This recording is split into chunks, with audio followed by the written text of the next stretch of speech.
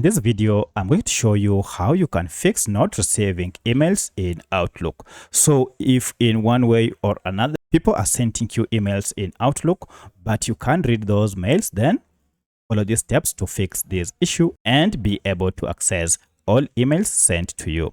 If this video helps, please like and subscribe. So the first thing you need to do is to go ahead and log into your Outlook account. And once you're logged in, go to settings.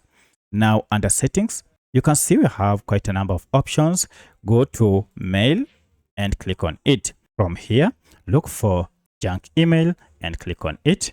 And then concerning incoming mail handling, make sure you select standard. So if it is set to strict, it means individually you will have to decide who is allowed to send you mail. So change this from strict to standard. And then under security option, go ahead and uncheck the two. Block attachments, pictures, and links from anyone not in my Safe Center and domain list, and also trust email from my contact. So uncheck both and click on save to keep the changes. This will ensure that all incoming emails will hit your inbox. So that's how you can fix not receiving emails in your inbox on Outlook. If you have any other question, kindly let me know in the comment section. Otherwise, thanks for watching and let's meet in the next video.